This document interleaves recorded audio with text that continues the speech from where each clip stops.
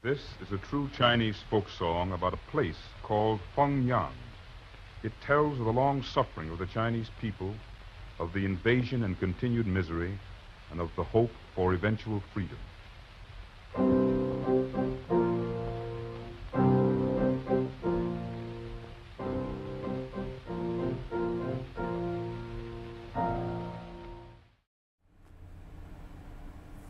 We're talking about the artists community, working with the director of color, working with artists of color technicians, so that there is that sensibility present, really, you know. And sometimes even with, it should be said, with the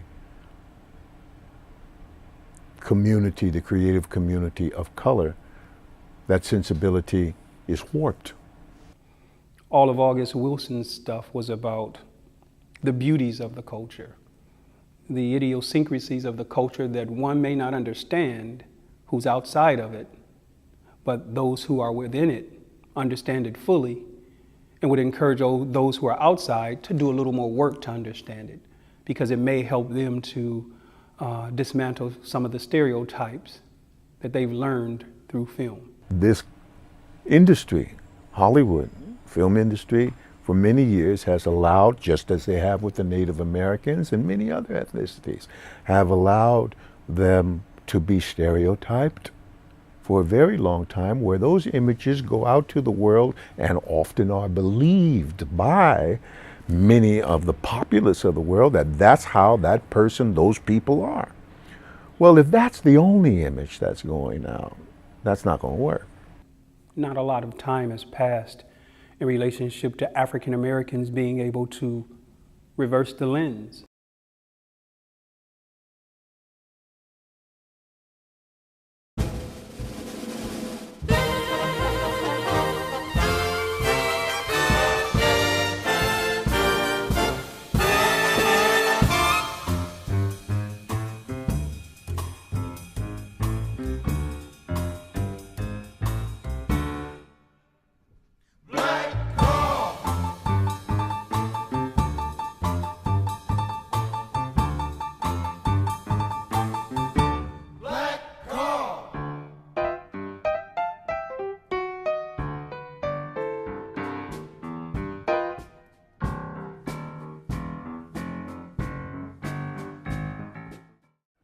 Paul Robeson, much admired Paul Robeson.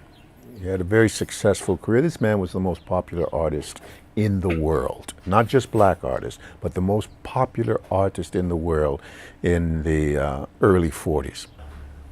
Film, he was duped more than once, more than twice, more than a few times, into films that later he denounced all but one, Proud Valley. I think the lens has probably been, unfortunately, more powerfully detrimental. And I think the stage has been more powerfully beneficial. Conditioning can take place, perceptions can take place. Falsehoods can actually be kind of instilled because you can kind of run it over and over and over and over again and reach a larger population of people. Okay, is this the image? Is this the only image? We're talking in the 30s. We're talking when Shuffle Along was on Broadway.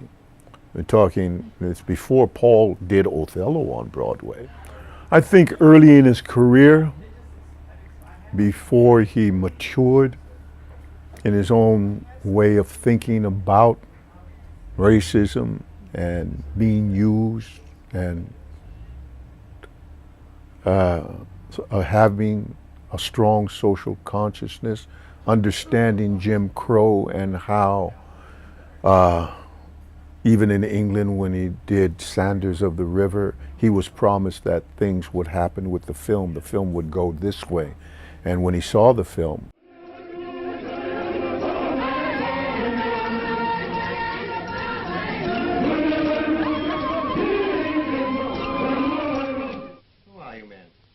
I am Malava, son of Zaburu.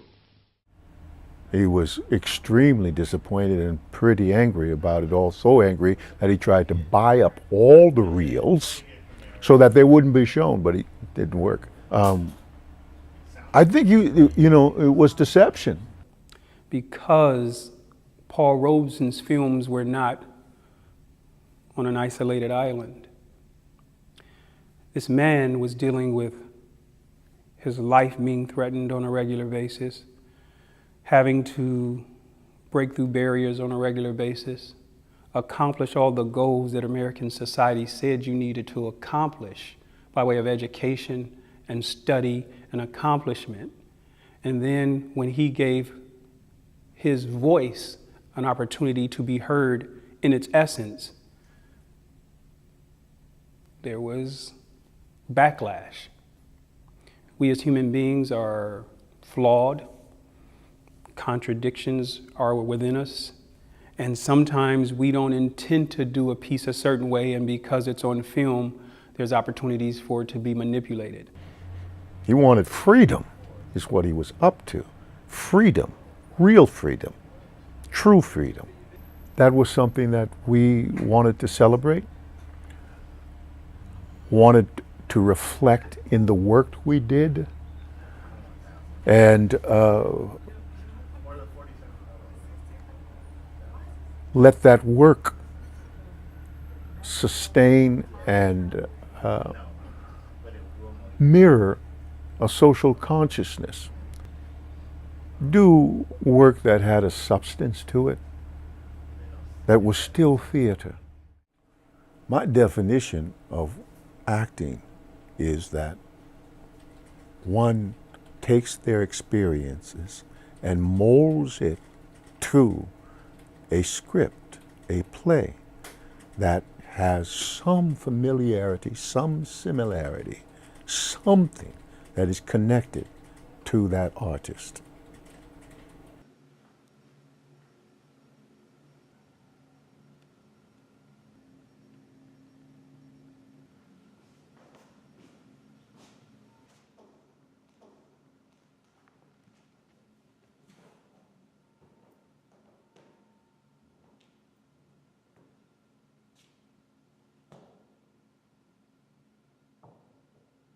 Americans, you boast of your love of liberty, your superior civilization, and your pure Christianity, whilst the whole political power of your country has solemnly pledged to support and perpetuate the enslavement of 3 million of your countrymen. You invite to your shores fugitives of oppression abroad, but the fugitives in your own land you advertise, hunt, arrest, shoot, and kill. You are all on fire at the mention of liberty for France and for Ireland, but are as cold as icebergs at the thought of liberty for enslaved America.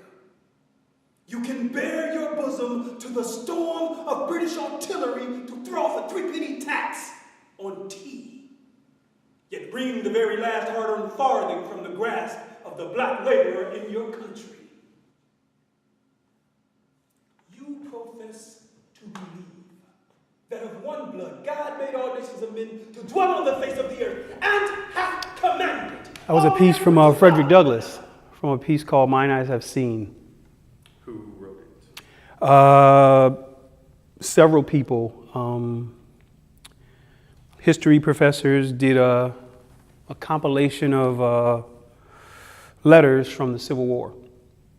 And my character was Frederick Douglass, an emancipated slave.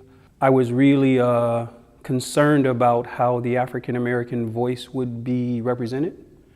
And when I was told that that was what they were trying to do with it, then I wanted to make sure that I had the opportunity to assess the material, to make sure that our humanity was being expressed appropriately as best I could. I felt it my task to kind of make sure that if I'm going to be a part of it, that if I see some inconsistencies or some stereotypical depictions as an actor, as an educator, as an activist, it's my role to bring that to the attention of the artist. Who has the right to write about a specific ethnicity? Is that exclusive to that ethnicity? Or does anyone who can or chooses to have that right?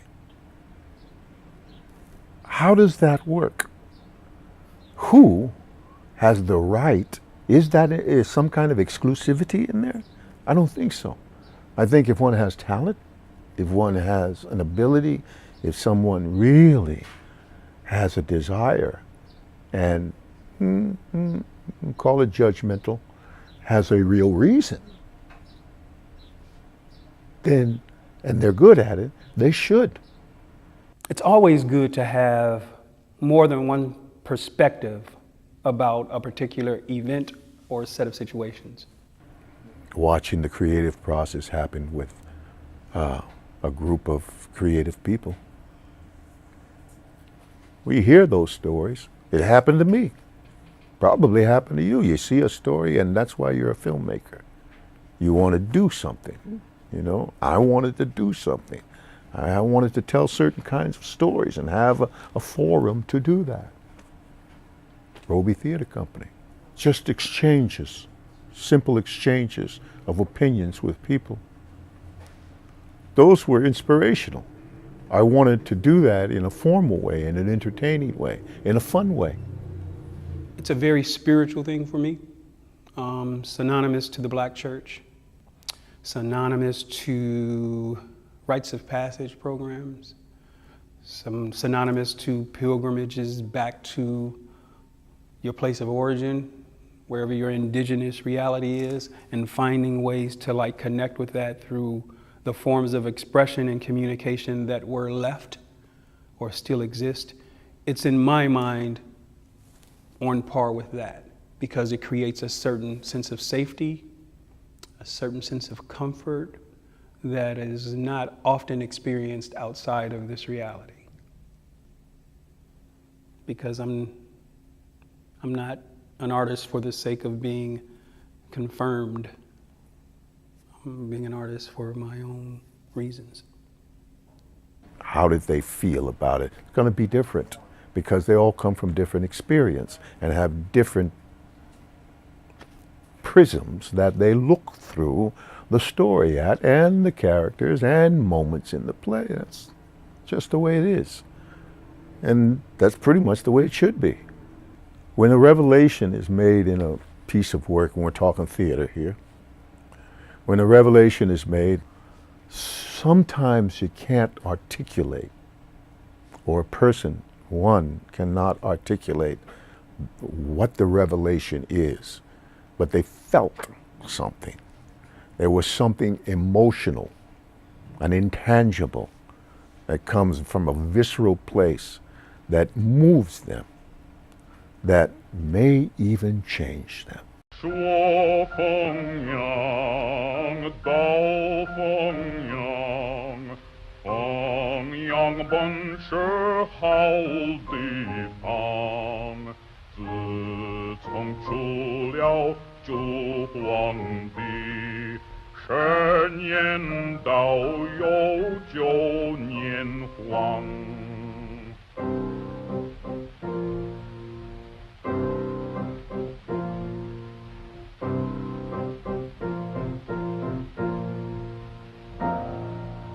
大人家车长也小。